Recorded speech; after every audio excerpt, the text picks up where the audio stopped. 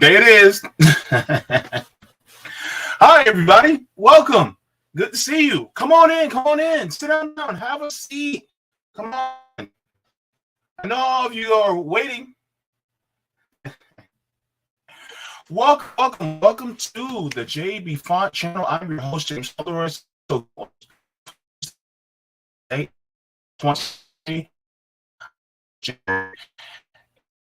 and us know the Jaybefaunt channel is live every single Tuesday at 2. I'm also part of the Revolutionary Blackout Network, so you can find me on the JB Show on Sundays at 1, on RBN Live on Tuesdays at 4, and the Sabby and JB Show on Thursdays at 6 p.m.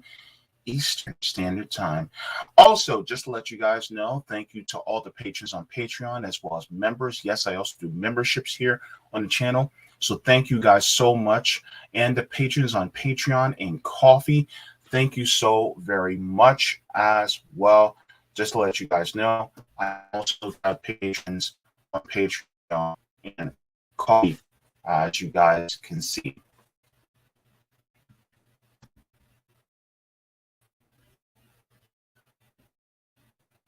Things are working a little bit funky today. Okay, there we go. Also, just to let you guys know, I also want to two new patrons. New teeth. Thank you so very much. Because you and your God, truthfully, I mean, it means.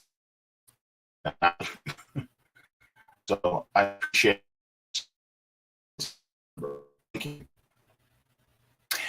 And just you guys know, so available on all major podcast platforms. So also you guys can subscribe here.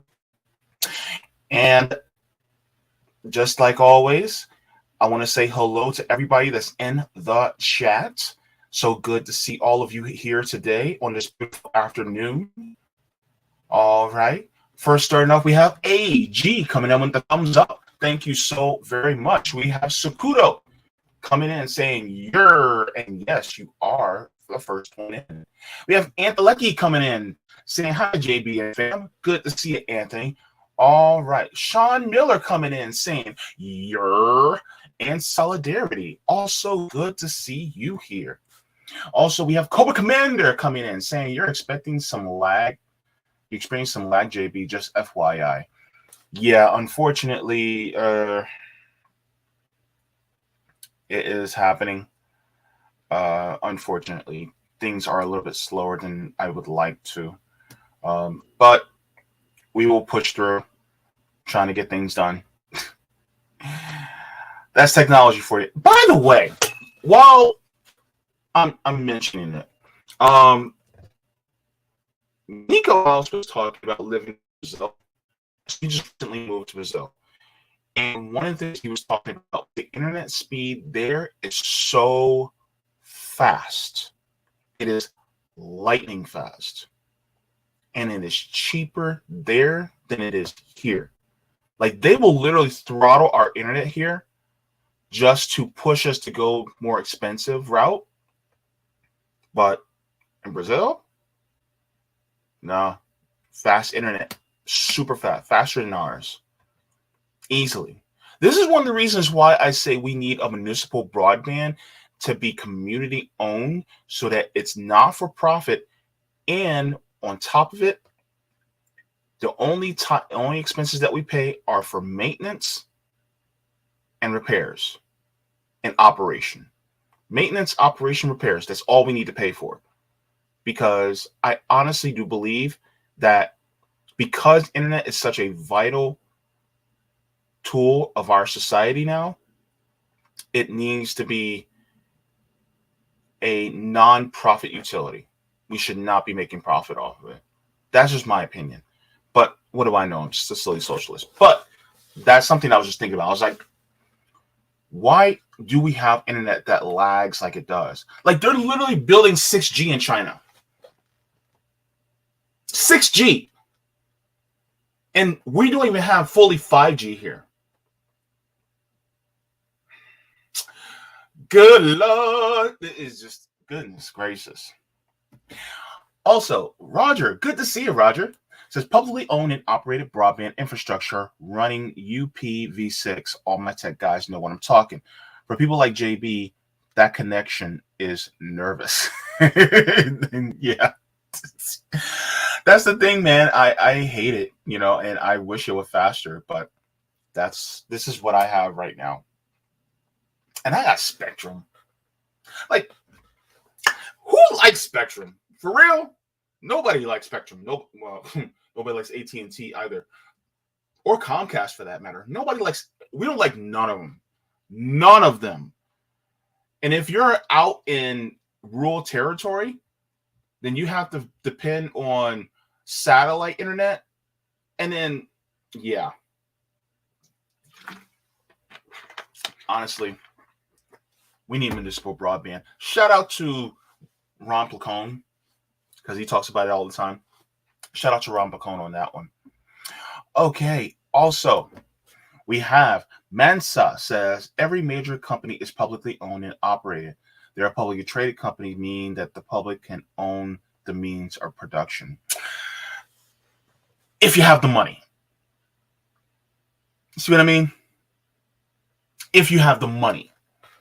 See, what I mean is it being owned just outright, as a means of being community owned, like the Tennessee, was it the Tennessee Valley Power Company? I think it is, but it's literally owned by the community as a whole. You don't have to buy into it like you do a stock. It's owned by a community just by default. And so this is what I'm talking about.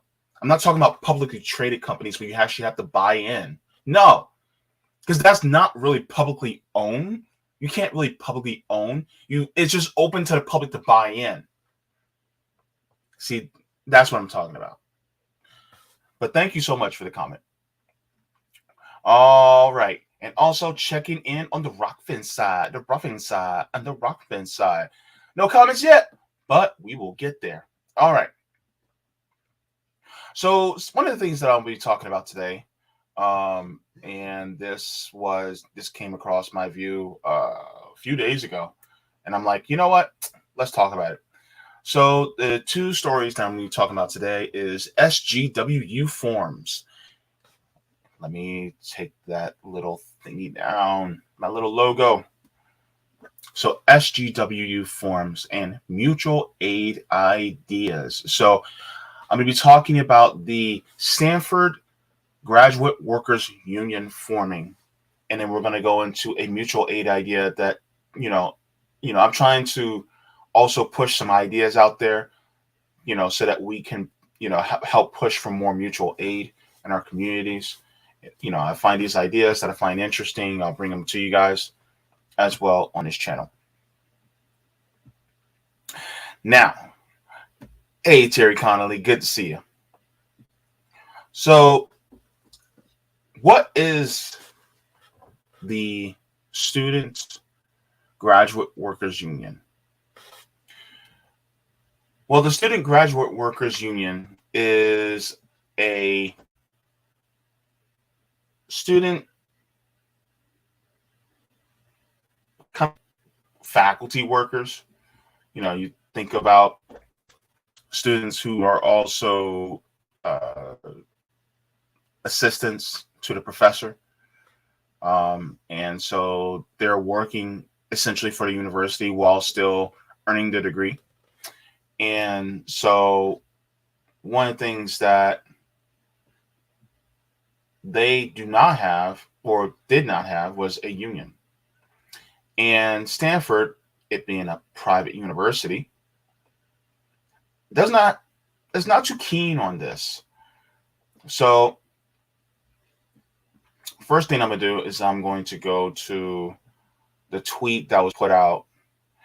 And this was a recent tweet by More Perfect Union. And I think this is going to add some context to what is going on. And I think this is essentially good news that's coming out so that people can actually know more about what's going on with students at these schools. So it says academic workers are rising up. Roughly 5,000 grad students, workers at Stanford announced today that they are unionizing with Stanford GWU. They would join the well over 22,000 academic workers who have formed unions in the past year in a remarkable wave. Graduate student workers argue that the university's role as an academic institution, an employer, and a landlord gives administrators control over nearly every aspect of students' lives, stifling individual advocacy efforts. So, this is what's going on. And this is a tweet by the Stanford GWUE. Says today, Stanford graduate workers have announced our intent to unionize. Follow along and join us in solidarity as we fight to make Stanford a fair and safe workplace by giving graduate workers a real voice in our well-being. Stanford workers, because we do. So, this is what's going on at Stanford. And so there was an article that was put out. And let's go to that.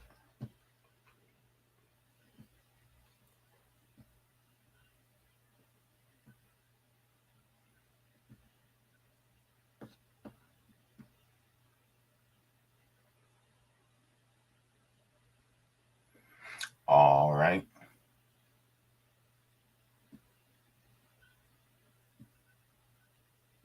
Let's enlarge this. It says this is from the Stanford Daily. It says Stanford graduate student workers launch unionization campaign. It says graduate student advocates at Stanford University are publicly launching a campaign to unionize graduate student workers Monday morning in what's shaping up to be a watershed moment for labor relations at Stanford and across higher education.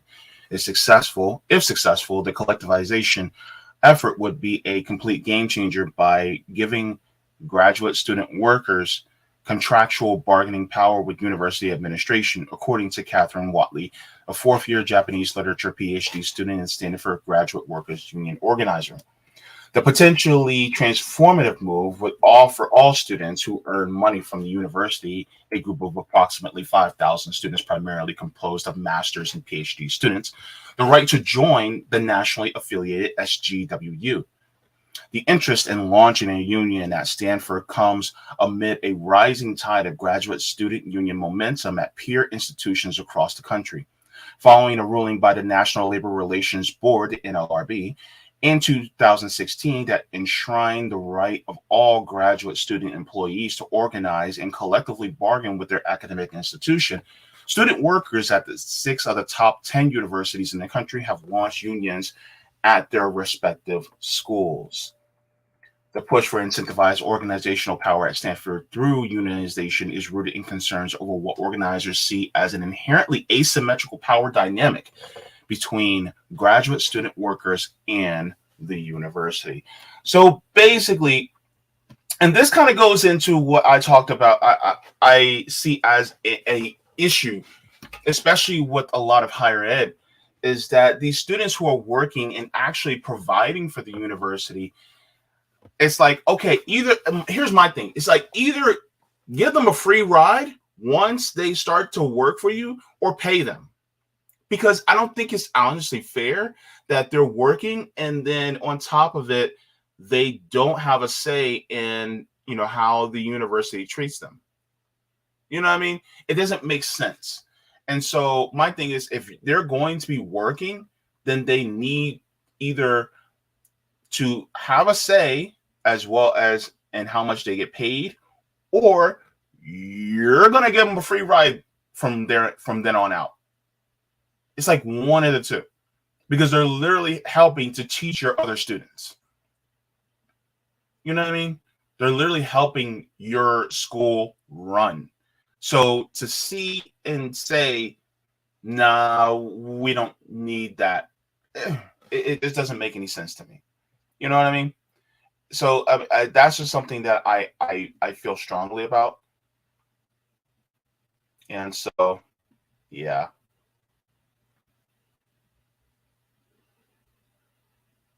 Thanks, Creative Experiments. Yeah, yeah. And one and a two says, I live next to Stanford and Palo Alto. I could be your local RBN correspondent. Hey, you can email me. I think I have my email in my description as well. So you guys can also reach out as well. But yeah, so that's just a couple of thoughts from me. Let's continue.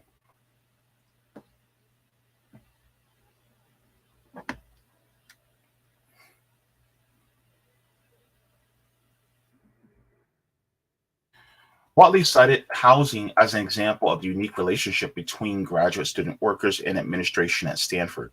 Because of high priced housing markets in the Bay Area, students often have no feasible option other than to live on campus, giving the university a mount. Giving the university a unique amount of power as both landlord and primary employer of graduate student workers. This reminds me of those company towns. You guys ever heard of company towns? Like back then, what a company would do is that they would basically have, is exactly implied in the name, a company town. And so you buy food from the company, rent directly from the company. Your kids go to school basically with company schools. The corporation owns everything, right? And so this reminds me of company towns and how, well, if you have a problem, it's like your only choice is to go hungry and go and be homeless. And that's not right. Right. And that's, yeah, Raziel the Great says they still have them. Yeah. So that's the problem. And so if people don't have the means to organize, and if you're making it so that they can't organize, then you're really at the mercy of these corporations. And like Sabby always says, Sabby Sabs always says that these universities are a business. Their goal is to make money. It's like the fiduciary responsibility is always to make profit. Everything else comes after. And that's how it is with corporations as well as a lot of these higher education schools. Their fiduciary responsibility is to the shareholders, or how do they say in collegiate terms, to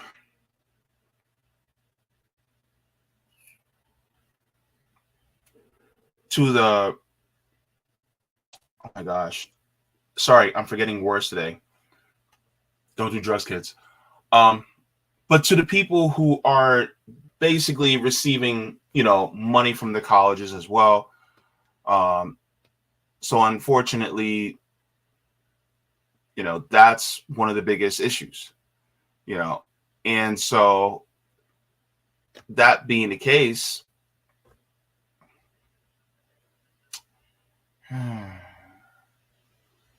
it's never about the actual student. It's never about the community. Endowments. Yeah. Thank you so much, Razio. So it's that's what it's about. Yeah. And a one and a two says Stanford University is its own town. It seems to have separated from Palo Alto at some point. Thanks for that. Yeah, unfortunately, that's the way it is. But let's get more deeper into this as well. It says, according to Watley, this is just one puzzle piece of the larger affordability problem for graduate student workers. A persistent issue Watley said the university has failed to adequately address. She added that the graduate students have attempted to advocate for change through the means provided by Stanford, such as Graduate Student Council, GSC, but they have just not seen any of those channels have worked.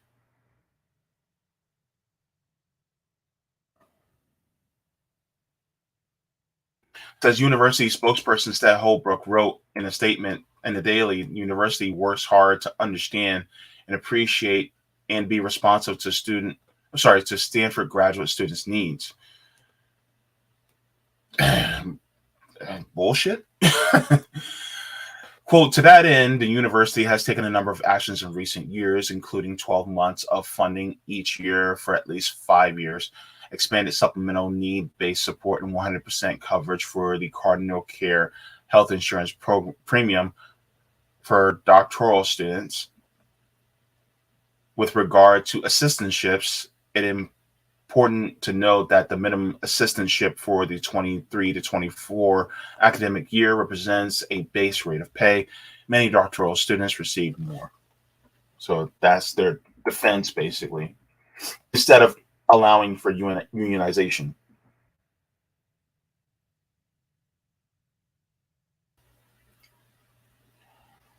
Says for many graduate student workers, the university plays several roles as PhD students. Individuals are required to earn funding for their studies through research assistantships or teaching assistantships. In exchange, students earn stipends averaging around $13,000 quarterly on their way to a degree.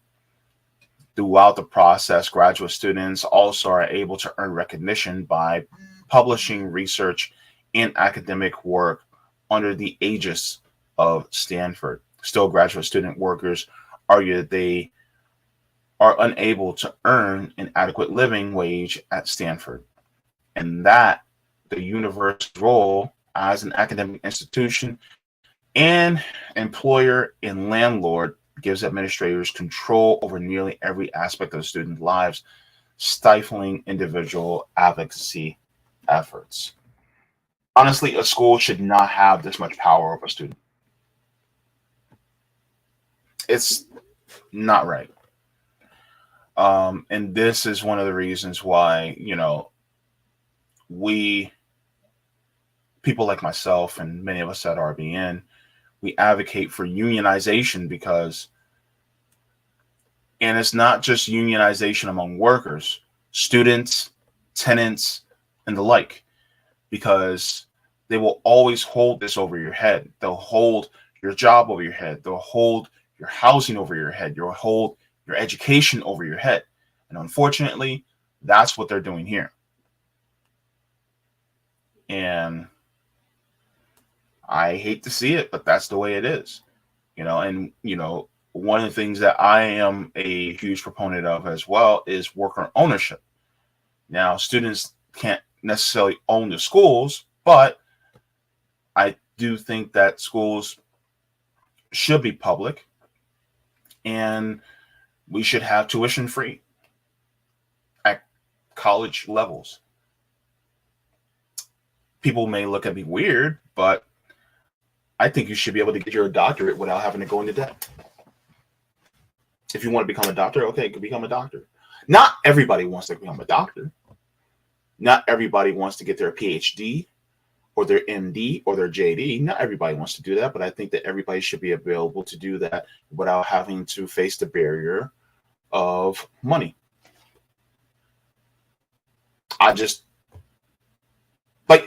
Why is that a bad thing, right?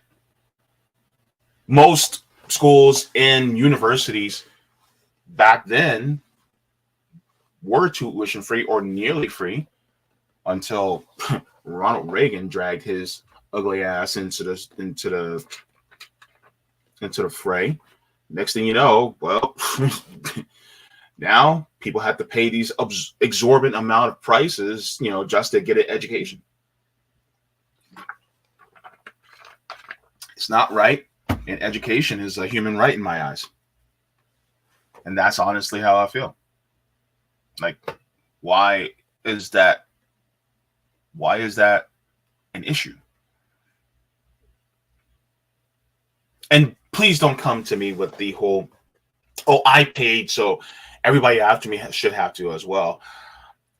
That's just like saying, oh, I had a family member that died of cancer, so your family should have to go through the same thing, even though they came up with a cure for that cancer, and they should be, and people like me think there's a human right that people should be able to be cured of cancer and not have to suffer like your family member did. It's like, come on. Why is this an issue?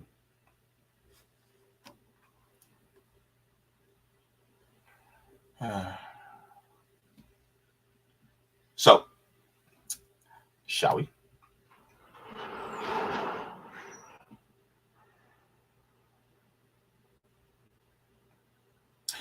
It says part of what makes public support of unionization so daunting for Stanford students, and why representatives from the SGWU say their group has worked so furtively, I can't say words today, furtively towards unionization, is the university's track record as a stark opponent of unionization.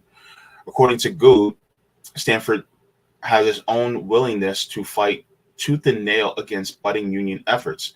In 2016, Stanford signed on to a legal challenge against student unionization, arguing that collective bargaining intrudes upon the academic freedom of private universities and that it could worsen relations between students and administration. How so, though? Because the thing is that what? That they can't have more control over them? That they can't dominate over them?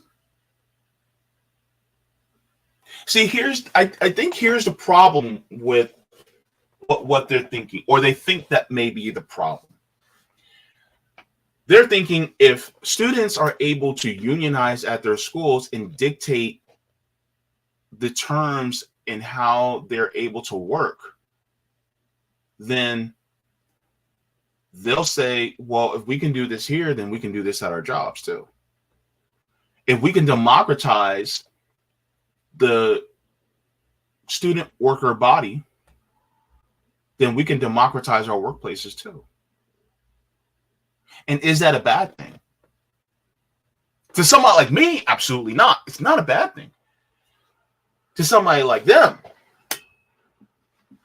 whose their fiduciary role, their fiduciary duty is to profit first, teaching second. Well, of course, they don't want to do that. They don't want to give students more power. They want to give more power to the administration, which tells me everything I need to know about schools like Stanford. Stanford, go to the HBCUs, go to the Ivy Leagues, whatever.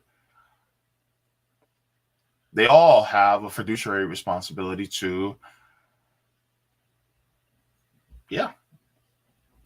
their shareholders, I guess. But yeah. So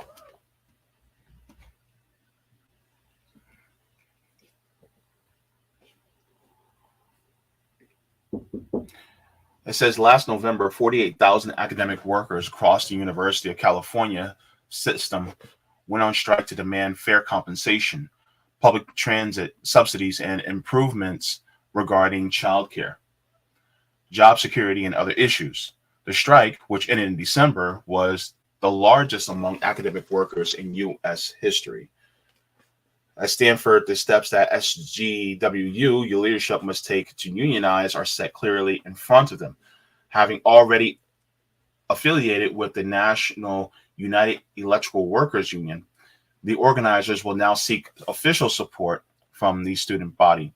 While the legal threshold for unionization is only 30%, in order to build effective union, more than 50% of the eligible graduate student community has to sign onto cards or authorization forms indicating their willingness to join the union. SGWU is aiming higher. According to Watley, the organizers hope to achieve closer to 65% support as a show of solidarity.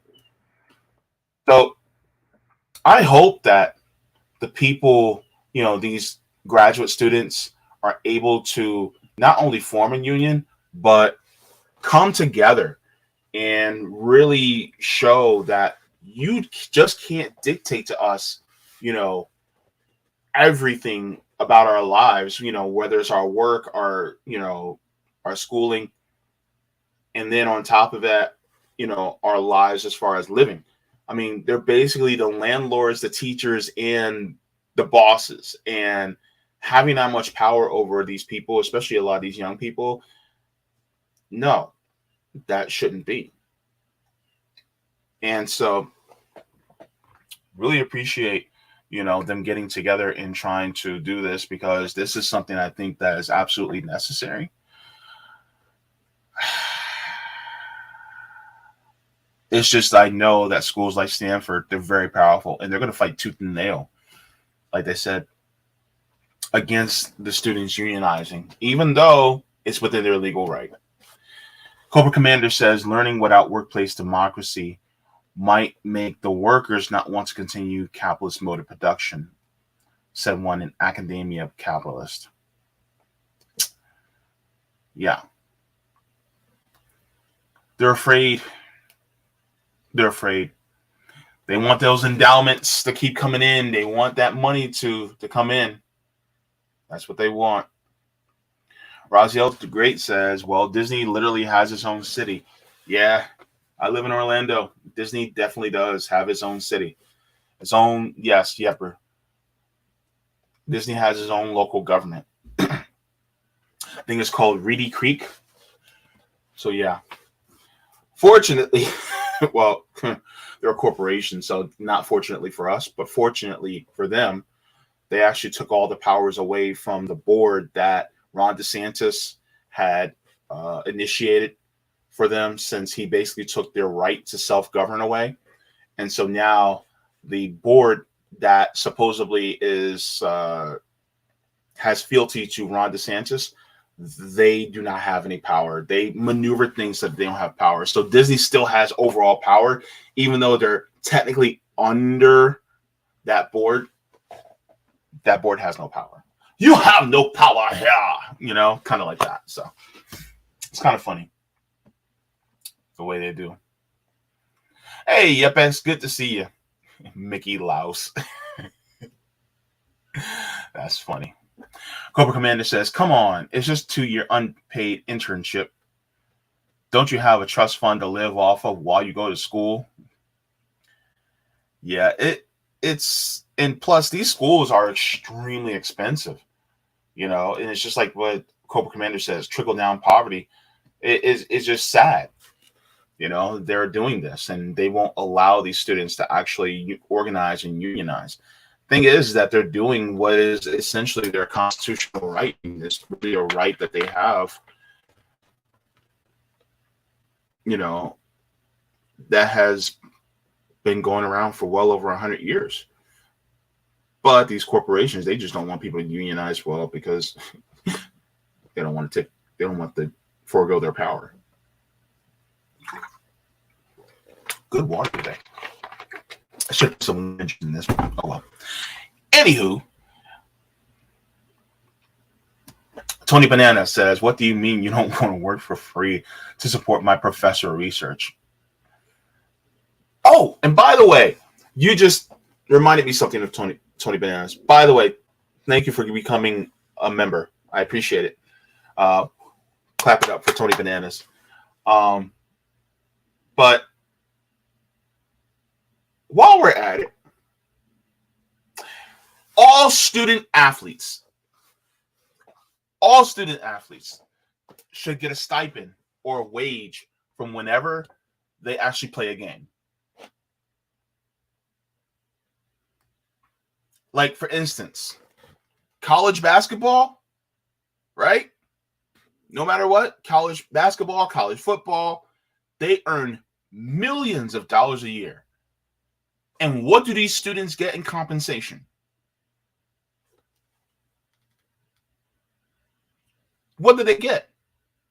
And some of these students at these schools, and number one, they should get financially compensated for the work that they do. Number one. Number two, they should also have a union. At the very least. It does not make any sense for them to be making these, for these schools to be bringing in millions of dollars. Millions.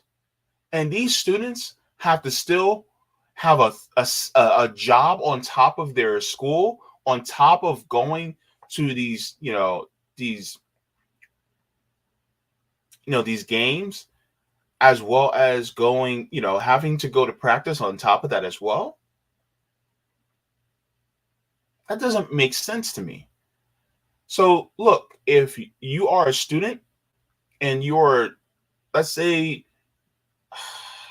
let's say you do swimming, right? Now, swimming probably doesn't make as much, but you should at least get a stipend, right? Based on the ticket sales that they sell for the swim meets, right? I mean, I don't think that is too much to ask. Why are students having to, they're basically working for free, right? Are you going to give every single student who plays a full ride? I know they all don't have full rides, right?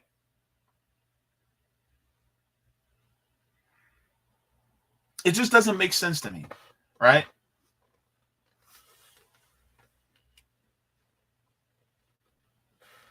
Hell, I'll even extend it to the people who are in the marching bands. Them too. Marching bands too. They're literally playing for free. Like, no, pay them. Make it a trend. I mean, these college coaches, they get millions of dollars a year. These college football coaches get millions of dollars a year in wages, in salaries. These college basketball coaches, millions of dollars. And yet, they can't pay the students? Now, that ain't right. Why, I'm just saying, it just doesn't make sense to me.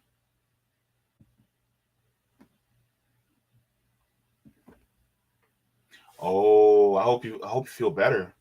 Wishing you a speedy and easy recovery, FX. That's no bueno. Man. Ipper99 says Harvard told grad students to get food stamps. The hell?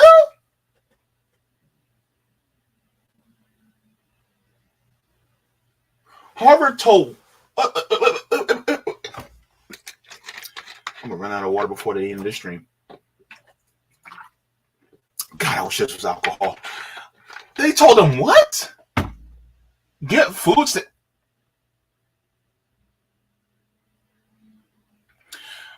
Make a brother want to cuss somebody out. Cobra Commander says, when I was younger, I thought getting 1099 was so cool. Wow, my boss is paying me cash under the table without taxes. I'm so lucky I get more money. Yeah. Crazy. Zoe says, arts and performing arts students as well. Thank you. You get those performing arts students who will be performing shows, and and people pay tickets to go see those shows. Like, especially during Christmas, you'll have them at some school of performing arts, like Juilliard or something like that, and they're performing in the Nutcracker. They had to pay to get in. That's not free. Now, maybe this is just me and my crazy social brain, but I would extend that to high school. And people are like, well, high schools don't have enough money as it is. And that's when I say, that's why we need to pay schools across the board. The schools that are the most underperforming and the ones that are in the hoods need to be brought up to the same standards. And by standards, I mean the standards of the buildings, the standards of their computer labs, the standards of their classrooms, the standards of their teachers' pay, the standards, all these different standards that actually make a school higher quality. We need to take a bulk of that money, start influxing it so that these schools all come up to this equal. Then guess what? Then you start paying all the schools the same amount based on per student. So if you're paying $4,000 per student at a really nice area, then you pay $4,000 per student in a really nice school too. I'm sorry, in a school in the hood. to the point where all the students get the same education, the same value of education, no matter what.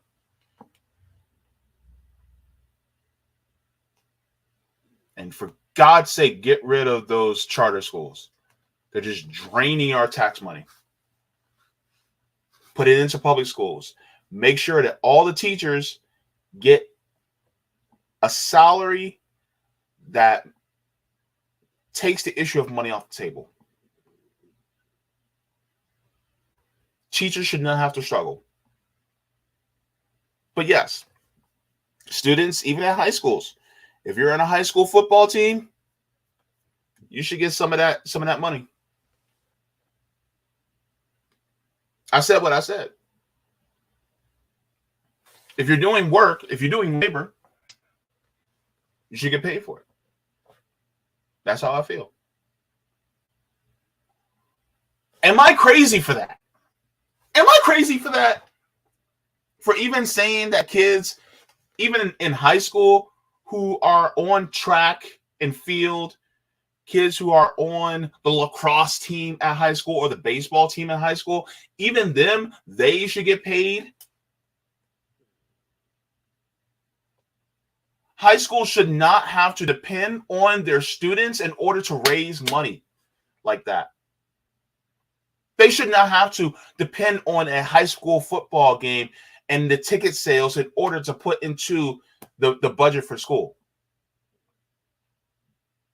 If you're going to be paying for that, if you're going to be paying for tickets, then those tickets, that money should be going to the students. They should not have to raise money for uniforms. They shouldn't have a bake sale or a car wash for new gear. Like, what the hell? What in the hell?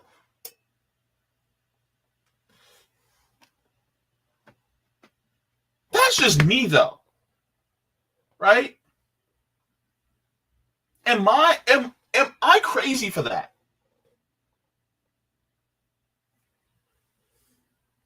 I just don't see why in the world we have to subject our students to working for free.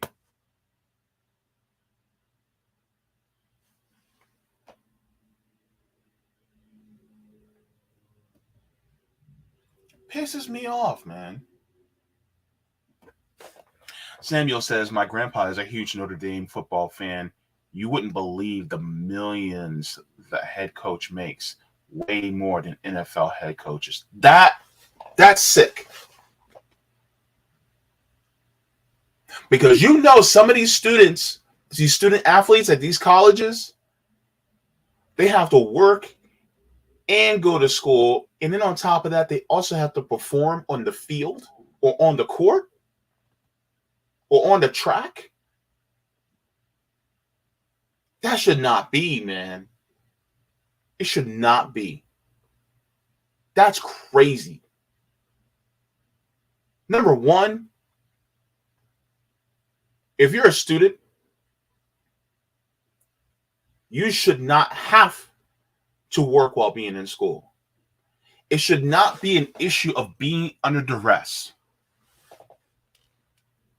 Look, all education, and people can call me a commie, whatever. You're just telling me what I am. Look, all education should be tuition free. Number one. Because education should be free, right? Number one. Number two, all students who work, whether it's performing at a sports event or working somehow in school as a assistant professor or something like that, they should get paid. And not just paid, but a living wage. Now, it's not going to be the same as, say, an NFL or an NBA player. It's not going to be that much, no. But it should be a living wage. Tony Banana says, then when they get injured, everything gets pulled from you. Then you get sent right back to the hood and go back into the cycle. Yeah. And it's like they were literally playing for you. So why should they have to suffer? And how much money did they make off of that player until that player got injured?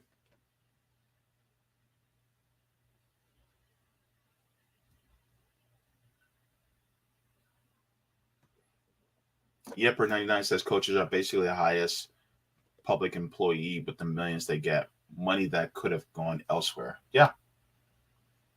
I don't mind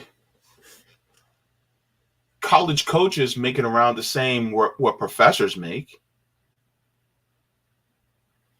But to be making that much? Nah. Let's say a professor makes $150,000, $160,000 a year, right? I'm cool with that. I'm cool with a coach making that much. Because why are you a coach? Are you a coach for the money, or are you a coach because you actually want to teach your students? If you're there just for the money, well,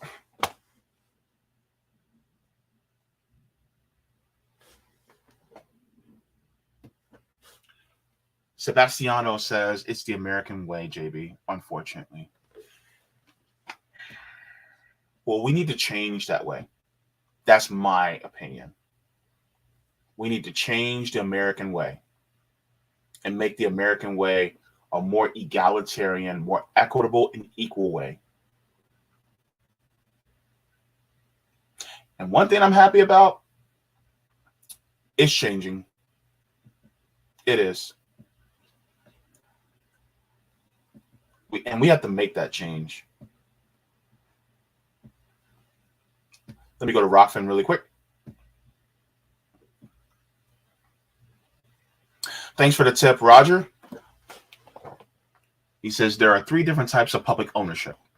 The difference between publicly traded company and a publicly owned company is, and a co-op is, 1, you own it because you own shares in it, but you don't work there. The other is public owned, but the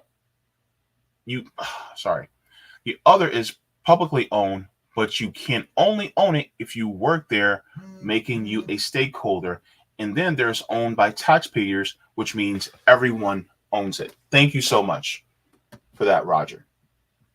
Roger continues, says, you should do more Florida stories. What's going on in the U.S. and the world is good, but don't neglect home. Hey, Trump started coming after your governor. Meatball Ron. And all those quick zingers us New Yorkers are known for. I already know about the affordability crisis, but when Trump hit him on rising crime rate in Florida, I didn't know that was true. Is it? Looks like New Yorkers not just taking jobs to Florida, but crime also. Ay. Meatball Ron. Thanks for, hey, Rory O'Neill, good to see you. All right. Thanks for the tip, Roger. He says, the only reason charter schools exist is due to trying to fix a broken system. Public schools are financed by property taxes, a regressive tax, which means there needs to be high home ownership in a district. Suburbs, high ownership. Cities, high renters who don't pay property tax. No charters in suburbs, but in cities. The federal government should be paying 90% minimum of all districts. States 10% make proportionate to need. Yeah. In fact, I agree, because the thing is that, all students should get the same quality. Just like I think everybody deserves the same quality healthcare. I believe that every single student deserves the same quality education. It should not be, students in one area get a better education than students in another area. It's usually typically based on zip code, and I think that that's absolutely wrong. I think it should be that all students get the same, and as well, the schools should tailor to the learning styles of different students as well. A lot of people don't talk about that. Tailor to their learning styles. Because one of my favorite quotes is from Albert Einstein, a socialist. Got to make sure I put that in there. His quote is, "Everyone is a genius. But if you judge a fish by its ability to climb a tree, it will live its whole life thinking that it's stupid."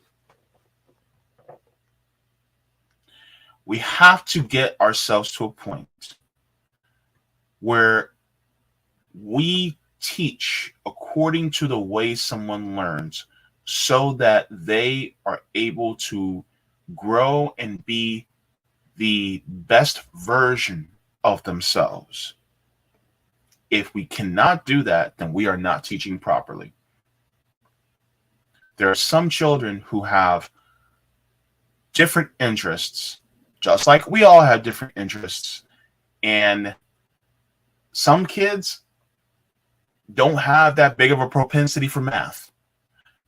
But when it comes to history, oh, they're on it. Or when it comes to science, they're on it. Or when it comes to art, they're on it. And so tailoring that to them means that you're actually doing better for humans as a whole.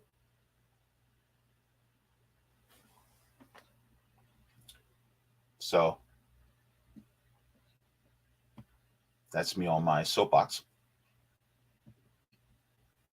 Thanks for the other tip, Rogers. Rogers says, screw American college study in the 39 countries that allows you to study for free.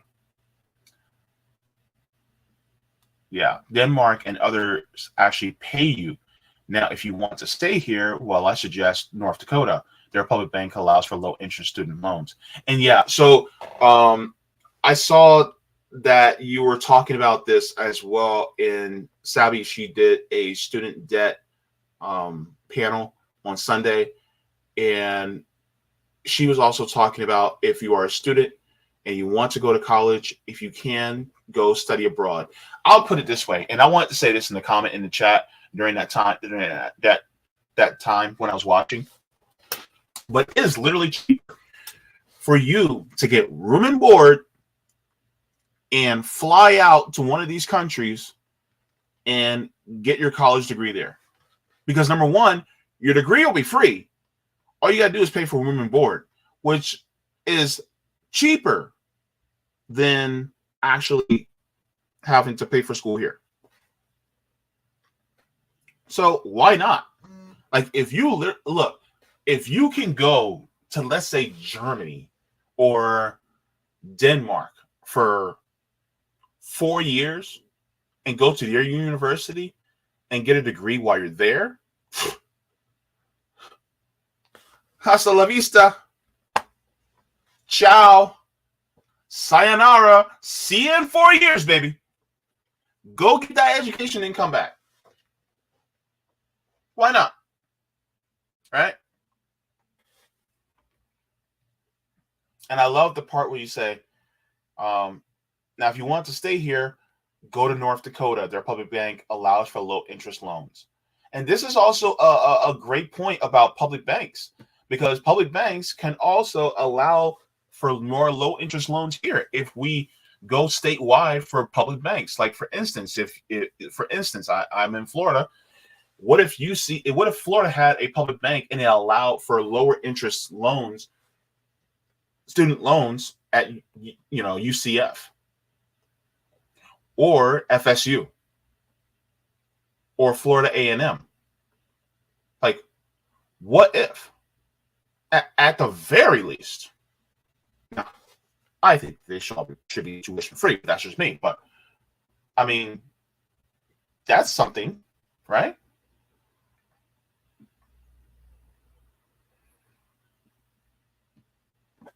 Terry Connolly says, states are legalizing child.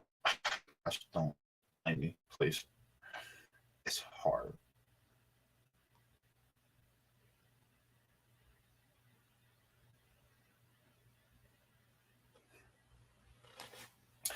All right, so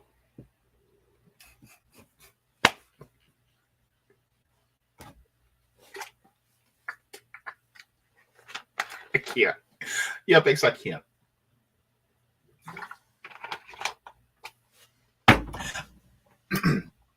I like the way you think, though.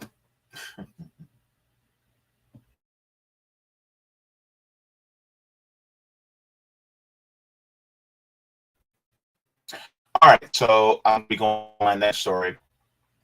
And this one is a story that it's a good story.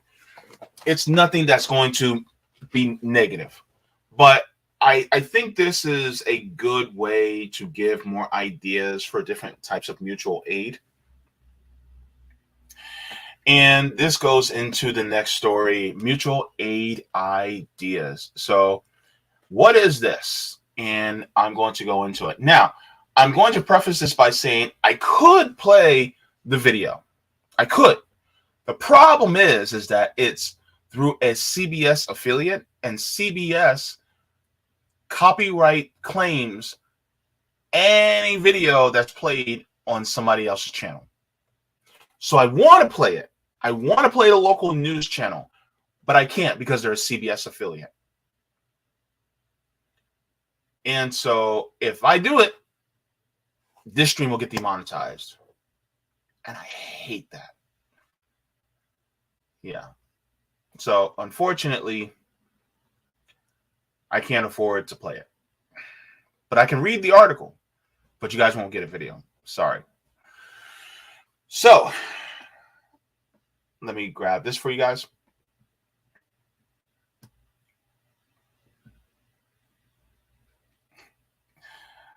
Oh gosh, you guys are funny.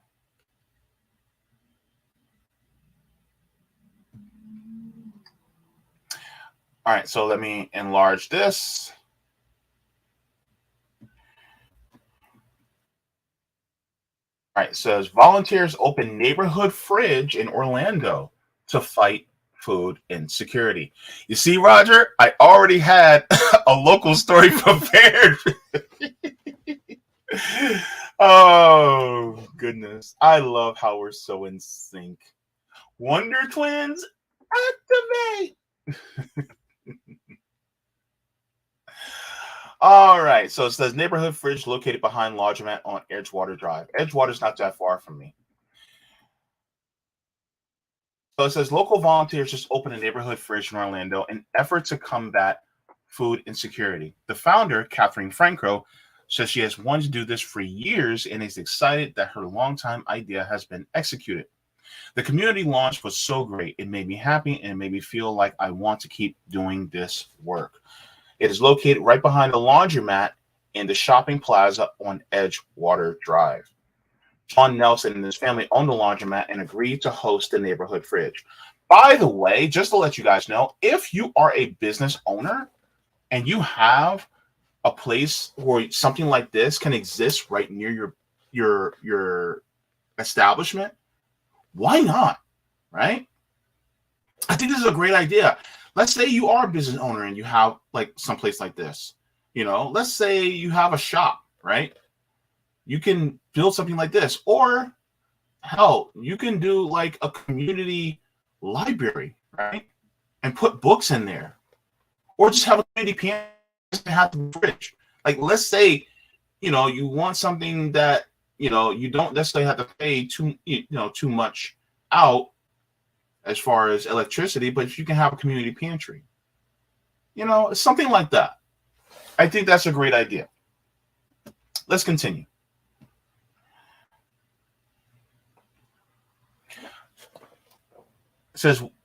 Nelson says, we need to try and give back as much as we can and not just think about ourselves. Inside the fridge is a range of donated healthy food and drink options. On the side, the shelf was stocked with canned goods, dry foods, educational materials, and contraceptives. Welcome to Florida. Yes. It says the Florida Access Network donated money in dozens of Plan B one-step boxes, which usually cost about $50 in stores. All hands were on deck for this project, including those of Emmanuel Lewis, who built the shed from the ground up. Lewis was in awe of the finished product. Lewis left the painting to Tyler Howell and 5 other artists who brought the woodshed to life. Says Howell learned about the opportunity through a queer arts collective in Orlando. He says art is something that can be viewed and appreciated and consumed what their social emphasis is. So this is also something that you do. If you are to art, you can also contribute to help, because the thing is that we receive art as well, whether it's music, painting, sculptures, poems, whether it's through photography, different ways that you can contribute to society, right? You can also do artistic mutual aid, right? Just to help people out. Have you ever thought about that? I'll put Jesse Jett on from Indie News Network on this Saturday, and he does his art through music as well. He's an activist and a music artist. So could you guys, if you're, good at doing things like that, could you also help in that way? There's many different ways to contribute to your community around you. Whether it's housing or personal items or groceries, the resounding message in Central Florida is that the prices are just too high. Damn straight. Franco wants to take the burden off families whose budgets have been busted and help the unhoused people who are searching for their next meal.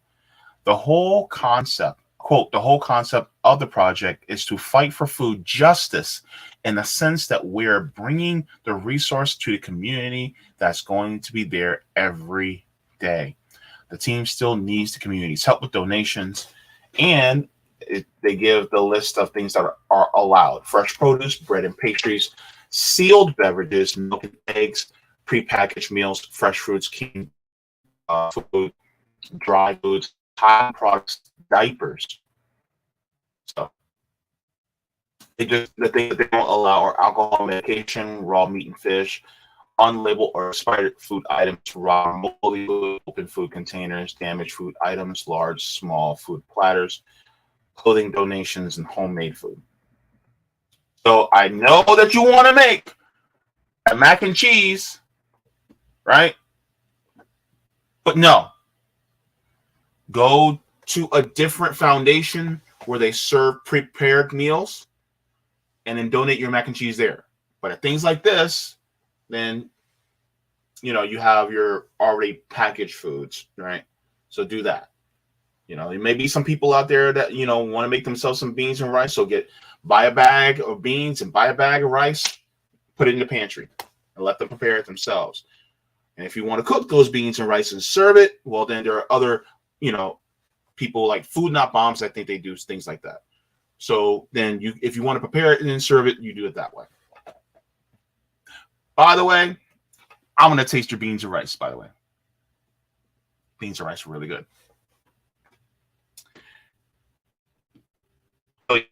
So I just think that it is wonderful. And this is, I'm not going to play a video, but this is a photo of it. And so, yeah, I think this is great idea. And I would like to, share some ideas from mutual aid that people can glean from, and they can adapt to their community. And this isn't the first one I've ever seen. There are many others that do this throughout the United States. And so when we talk about mutual aid, also, if you know of these foundations that are doing things like this, maybe you're not close by them and you can't make food, but you have a couple bucks, maybe $5 here, you can contribute to them so that they can be able to continue this work, right? And there are other, means that you can also, like, for instance, are you good with computers? Can you help people?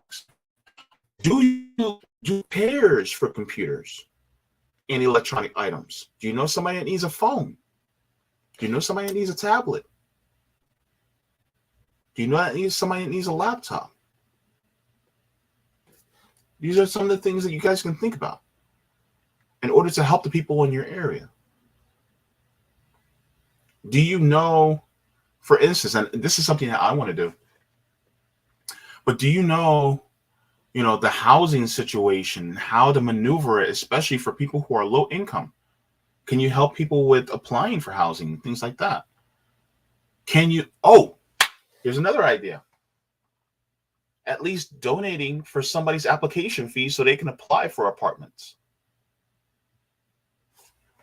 I'm just spitballing ideas. But the thing is that we all can help one another in many different ways. Give people rides, watch people's kids, watch people's elderly parents, or somebody that is that they have that special needs. Maybe they have an adult special needs kid or sibling, and that person just needs a break for a few hours. Could you watch that person who's special needs for them? Attend to them. There's so many different things that you can think of. And I think that's one of the things that is necessary for us as a community to really bring ourselves together. You know, somebody needs their grass cut, somebody needs a haircut. Do you know how to do nails? Maybe you know somebody that needs another full set done. Maybe they're applying for a job. Maybe they need nails done so they can look good for when they're applying for that job. So so I want to put that out there. And if you guys, think of something to do, even if it's just something nice for somebody by saying some kind words, hey, tag me and let me know. Here's my thing. And this is something I tell people all the time. This is something I tell my friends. Tell me your good news so I can celebrate with you. I'm going to repeat myself. Tell me your good news so I can celebrate with you. When you do for others, you're doing for me. When you do for others, you're doing for yourself. Because we are all connected. We're all part of one big family. All of us. So as you do for others, you're helping me, baby. And that's the part. That's the point. And it doesn't have to be just some kind words to somebody. Time you guys have talking along. I hope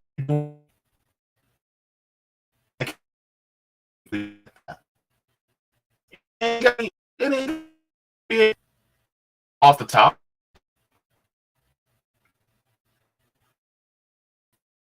Your neighbor's house. No one. Hey, never got to.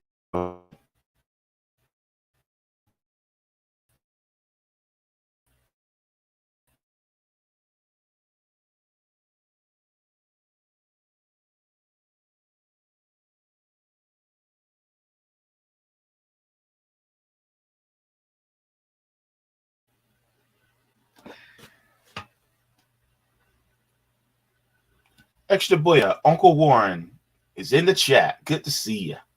All right, didn't get to see you there. I saw you. I just saw you in the chat. All right.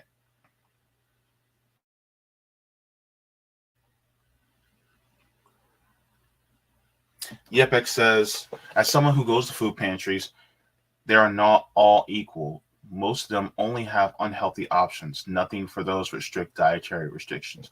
This is a good point.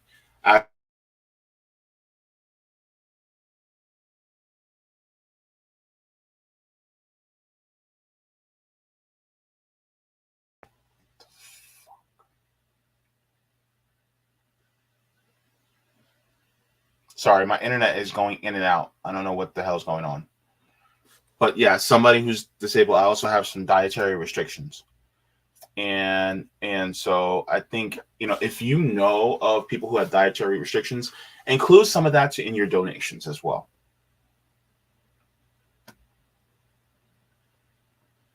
Extra Booyah says, beans, the wonderful fruit. Oh, man. One of my favorite, it was when my mom taught me this. She said, beans, they're good for your heart. The more you eat them, the more you fart. The more you fart, the better you feel. So eat your beans with every meal.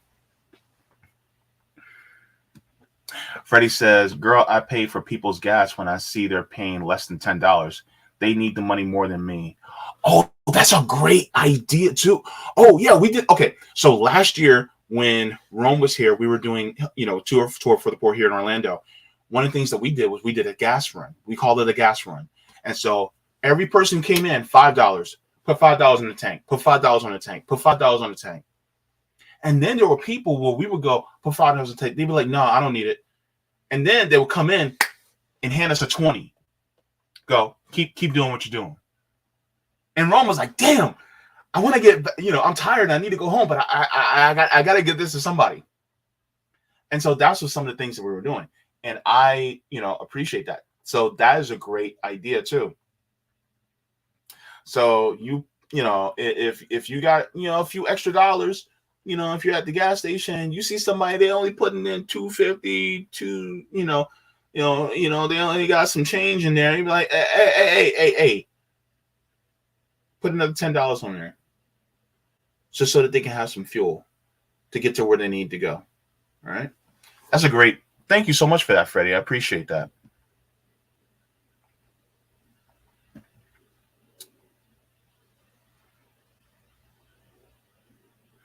Yeah, for some reason my internet is just not. It's been shoddy. I need better internet. I need something, but I can't afford better internet right now, unfortunately. But anyway, yeah, that's the way it is. That's the way the Fig Newton crumbles.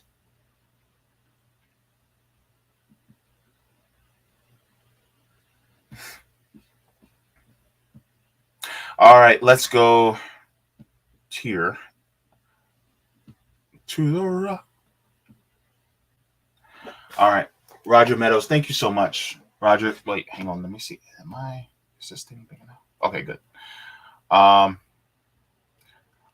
Roger says, love Einstein reference. Thank you. Sometimes it's not about intelligence, but motivation. Ooh, bars, Roger. Roger continues, says, I was always a tech electronic person by heart. I remember my junior year of high school, I was failing all my classes with failing grades in all my classes. My guidance counselor had to call my parents up to the school with each of my teachers sitting outside her office waiting to speak. All with terrible news. But when it was time for my electronic teacher, Mr. Wandrash, time to meet with them, he couldn't stop talking about how great of a student I was, showing my parents grades I was getting in the 90s, with 90 being the lowest. Damn, Roger! I need to have a conference with you to talk about how to work some of these electronics. He says, they were like, what? They were like, okay, I know you hate those other classes, but we got to do things like we got to do things that we don't like. I was like, fine. I just made sure I got at least a passing grade.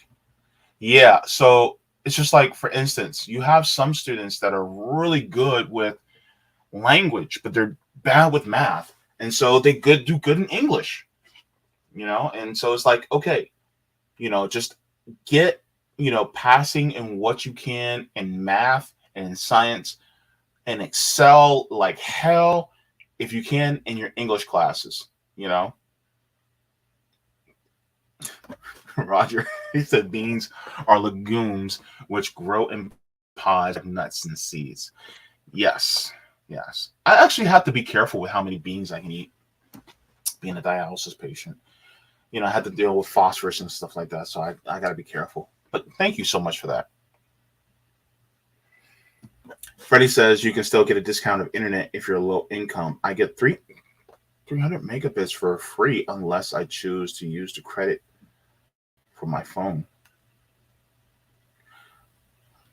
Is that a state thing or is that a federal thing? Because I don't know.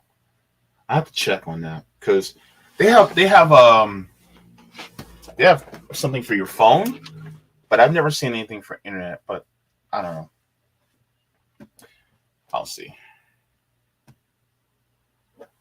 Yepek says, speaking of what Roger said about intelligence, IQ doesn't equate wisdom or insight. In my opinion, sometimes a high IQ just means you were able to memorize and repeat back what you were told to believe. Yeah, yeah.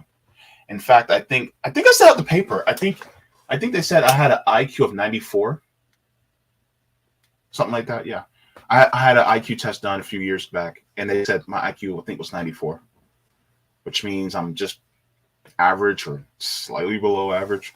But hey, that's just the way it goes. So yeah, I just two things, solidarity with the students at Stanford, and if you know some students that are trying to unionize, then maybe you can give some mutual aid to them, help them out. Oh, if you have the books for their classes,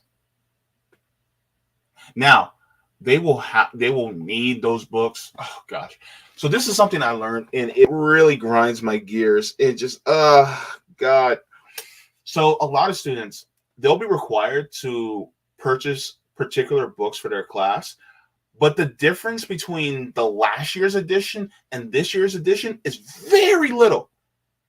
But they make it so that you have to pay for those books in order to continue the class, to actually be in the class. So you have to get those books, which to me is complete and utter BS.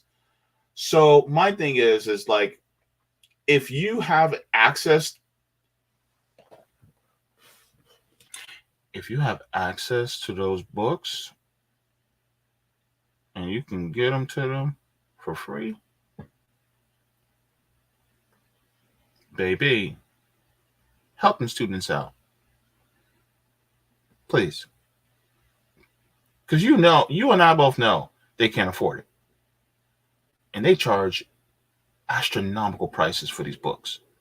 And it's completely unnecessary. So that's some mutual aid you can do that right there too for the students. Just saying.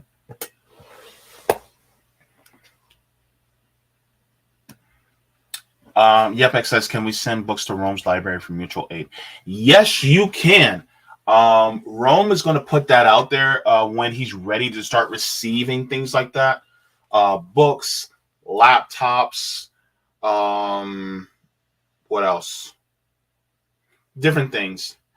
Honestly, if you guys know of somebody that can send a projector, like one of those like projectors, like those like 4K projectors, so that they can use the wall, to project instead of just buying a TV, because those projectors, can get kind of big, when the further back that you project it. I think that would be a great idea, by the way. Just saying. And then maybe they can put a big, huge sheet outside and have a movie night or something like that. But anyways, I'm just tossing ideas out there,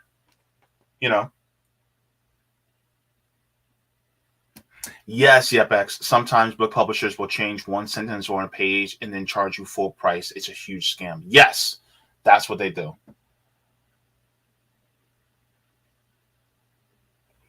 Freddie says, the book thing, you're completely right. I've read through them. Wow. Cobra Commander says, went to community college for a minute and LOL, the books were crazy. You had to buy them, and then there's a black market for students selling books versus selling them back to the school. Whew, wow. Yeah. So these are just some ideas that I had. And if you guys have any more ideas, shoot, tell me on Twitter and I'll retweet the ideas, for people, just put in the hashtag mutual aid idea. Right? Actually, let me put this there.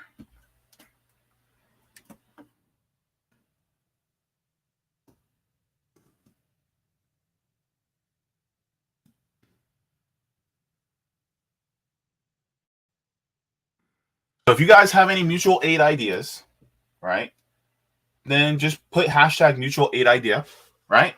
And then, tag me and then I'll retweet it. so that we can help people to, glean some ideas of what to do for their neighborhood, for their community, so that people can do better. You know what I mean? Y'all can do that, right? So,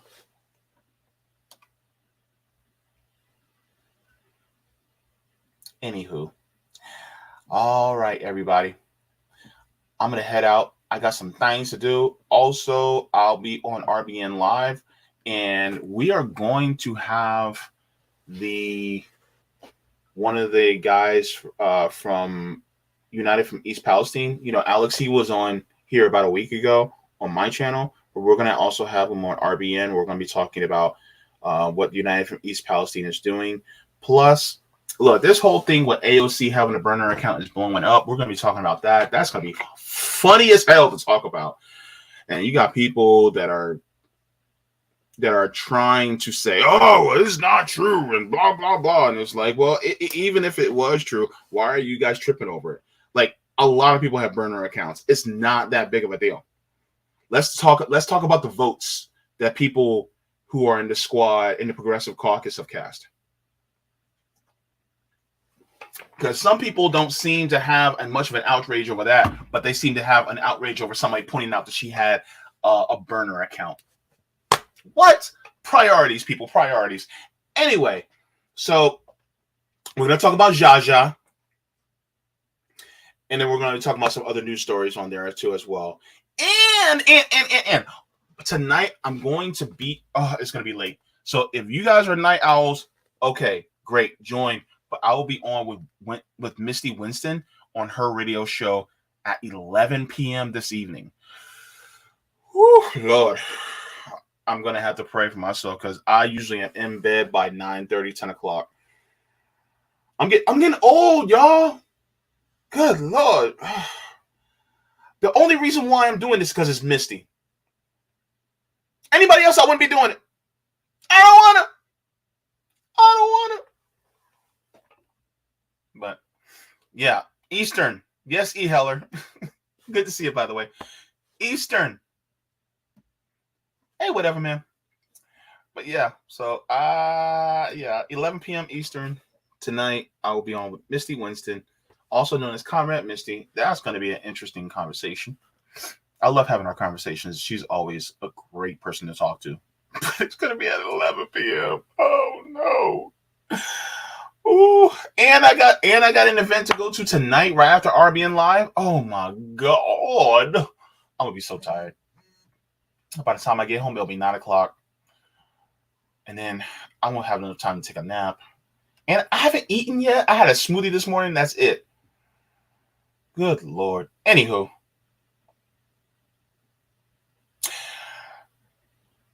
I'm not complaining. I'm just preparing myself. All right, everybody. So I know I'm a little bit slow on getting these readings out. It's just I've been busy.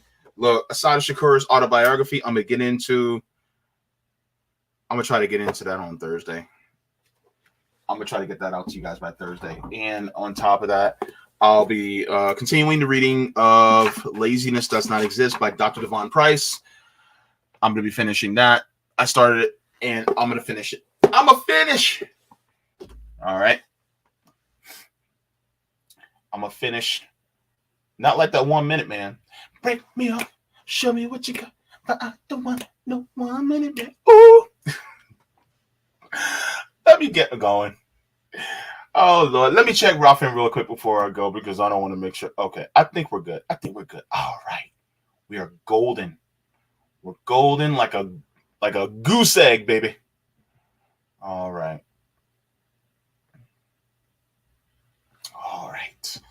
All right. So, like I always tell you, all right, water your plants, water yourselves, leave the world better than you found it. Oh, smoke them if you got them, drink them if you don't got them. Then guess what? Watch something funny because laughter and joy is revolutionary. And by the way, mwah, forehead kisses to every single one of you. You know I love you. You know I love you, and you. Love you. Bye.